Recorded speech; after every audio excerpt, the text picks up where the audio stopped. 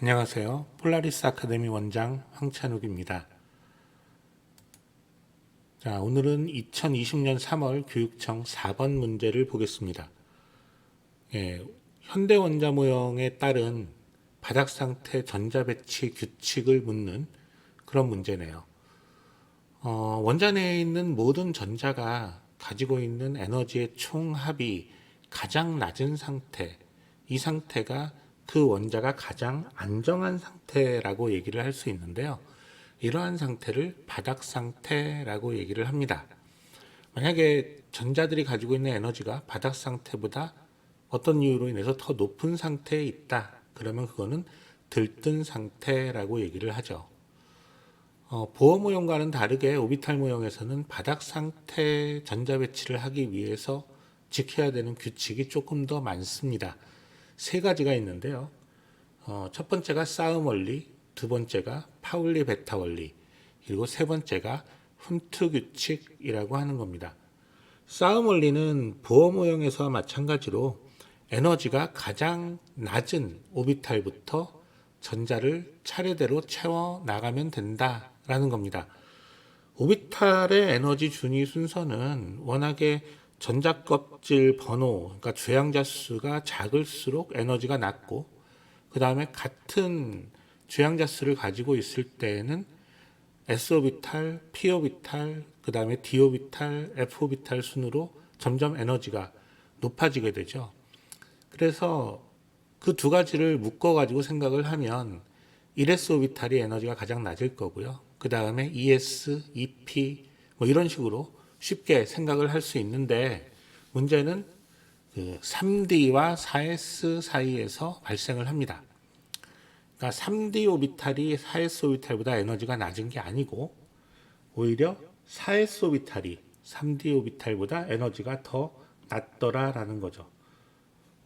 학교 수업에서 얘가 왜 이렇게 되는지 이런 얘기는 자세히 들었을 테니까 우리는 그냥 얘를 확실하게 기억을 해 두는 쪽으로 가도록 하겠습니다. 저 위쪽으로 올라가면 5s 오비탈이 4d 오비탈보다 에너지 준위가 낮고 이제 이런 상황들이 계속 벌어지는데, 어차피 수능 문제에서는 4s, 3d 여기를 넘어갈 일은 거의 없을 테니까 별 문제는 없을 거라고 보여집니다. 자, 두 번째 지켜야 되는 규칙은 파울리 베타 원리라고 하는 겁니다.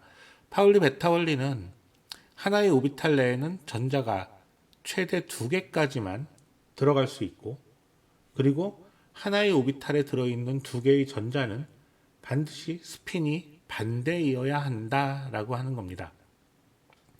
싸움 원리를 지키지 않은 전자 배치는 바닥 상태가 아닌 들뜬 상태 전자 배치가 되는 거지만, 파울리 베타 원리를 지키지 않은 전자 배치는 아예 불가능한 전자 배치입니다.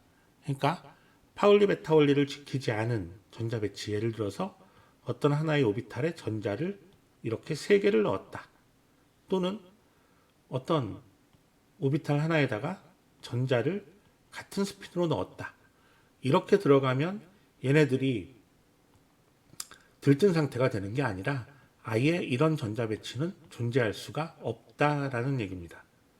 그거는 확실하게 기억을 해두시고요. 자, 세 번째 규칙은 훈트 규칙인데요. s오비탈 같은 경우에는 문제가 안 되는데, p오비탈이나 d오비탈 같은 경우에는 3개의 오비탈이, 그리고 d오비탈 같은 경우에는 5개의 오비탈이 같은 에너지 준위를 가지고 있게 됩니다. 자, 이러한 상황에서 전자가 p오비탈이나 d오비탈에 들어갈 때 어떤 순서로 들어가야 바닥 상태가 되느냐 하는 것이 훈트 규칙에서 정해주는 그러한 규칙입니다. 자, 뭐라고 써 있나요? 에너지 준위가 같은 여러 개의 오비탈에 전자가 들어갈 때는 홀 전자의 수가 많은 전자 배치가 안정하다라고 되어 있습니다. 그러니까 같은 에너지 준위의 오비탈이 여러 개 있을 때는, 예를 들어서 p오비탈 같은 경우에 방이 3개가 있다 그러면 각각의 방에 전자가 1개씩 차근차근 들어가고 나서 그 다음에 이제 짝을 이루어서 들어가야 된다. 그래야 더 안정한 전자 배치가 된다, 이런 얘기입니다. 만약에 이 훈트 규칙을 지키지 않으면 어떻게 되느냐? 이 경우에는 들뜬 상태의 전자 배치가 됩니다.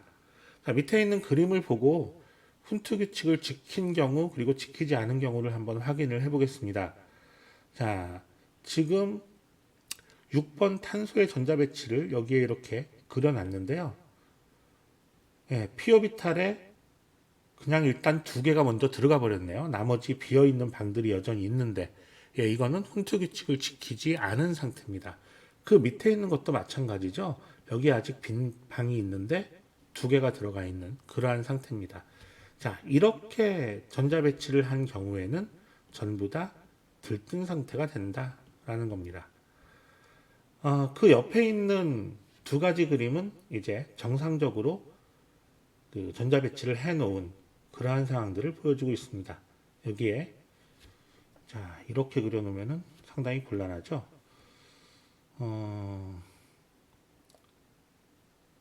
예, 여기에 이피오비탈에 탄소 같은 경우에 전자 두 개가 서로 다른 방에 지금 들어가 있고요. 그 다음에 7번 질소 같은 경우에는 이피오비탈에 서로 다른 방에 전자 3개가 이렇게 들어가 있습니다. 자, 이렇게 들어가야 바닥 상태 전자 배치가 된다라는 거죠. 자, 이제 문제를 살펴보겠습니다. 2주기 바닥 상태 원자 X 그리고 Y의 전자 배치에 대한 자료이다. 이렇게 되어 있고요. 원자 X, Y가 주어져 있는데 홀 전자 수가 2개, 둘 다 홀 전자 수가 2개다. 이렇게 되어 있고요. 전자가 들어있는 오비탈의 개수는 X는 N개, Y는 N 플러스 1개 이렇게 되어 있네요. 자, 홀 전자 수가 2개가 되는 전자 배치, 바닥 상태 전자 배치라면 어떻게 돼야 될까? 일단은 1s 오비탈이나 2s 오비탈에는 무조건 2개가 들어가 있어야 되겠습니다. 그리고 2p 오비탈에 전자가 2개가 들어가 있는 경우, 그리고 2p 오비탈에 전자가 4개가 들어가 있는 경우, 이렇게 두 가지를 생각을 할 수가 있겠네요. 그죠? 예. 그래서 지금 2p 오비탈에 전자가 2개가 들어가 있는 경우에는 홀전자가 이런 식으로 들어가게 될 거고요. 2p 오비탈에 전자가 4개가 들어가 있는 경우에는 2p 오비탈 하나는 전자가 2개가 들어가 있을 거고 나머지 두 군데에 전자가 하나씩 홀전자로 이렇게 들어가 있게 됩니다. 자, 첫 번째 상황은 전자가 들어있는 오비탈 개수가 모두 4개 이렇게 되겠죠. 1s, 2s, 그리고 2p의 2개. 그리고 두 번째 상황에서는 전자가 들어있는 오비탈의 개수가 5개 이렇게 됩니다. 그러니까 지금 n은 4가 될 거고요. 그리고 여기에 n 플러스 1이라고 하는 놈은 이제 5가 되겠죠. 예, 지금 여기에다 그려놓은 전자 배치를 보니까 X는 전자가 6개가 있는 탄소가 되겠습니다. 그리고 Y는 전자가 모두 8개가 있는 산소가 되겠네요. 자, 문제는 지금 뭘 물어보고 있느냐 하면 바닥 상태 원자 Y의 전자 배치로 옳은 것은 이렇게 되어 있습니다. 예, 전자가 8개가 들어있는 산소의 바닥 상태 전자 배치는 어떻게 돼야 되느냐? 예, 1s 오비탈에 전자가 2개 들어가고 2s 오비탈에 전자가 2개 들어가고요. 그리고 2p 오비탈에 전자가 이런 식으로 들어가면 되겠죠. 자, 맞는 게 어딨나요? 네, 4번이 맞는 답이 되겠습니다. 잠깐 여기에 예 나와 있는 것들을 하나씩 점검을 좀 해보고 가겠습니다. 자, 1번 같은 경우에는 전자가 4개니까 4번 베릴륨에 대한 전자 배치인데 예, 지금 ES 오비탈에 전자가 하나가 들어있고 EP 오비탈로 전자가 넘어간 상태네요.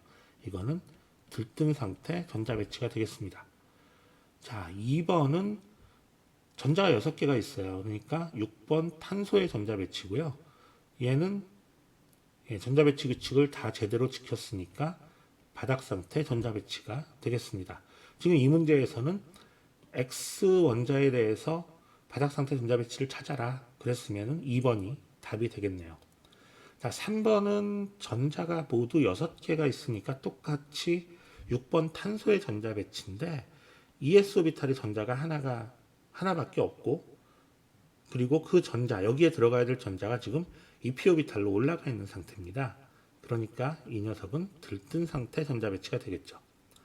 자, 5번은 전자가 모두 8개가 있으니까요. 8번 산소의 전자 배치입니다. 그런데 이것도 역시 ES 오비탈에 전자를 한 개만 남겨놓고 여기에 있어야 될 전자가 지금 어디론가 뿅 하고 놀러간 상태네요. 이거 역시 들뜬 상태의 전자 배치가 되겠습니다. 네, 오늘 수업 여기까지고요. 다음번에 다른 문제로 다시 한번 찾아뵙겠습니다. 감사합니다.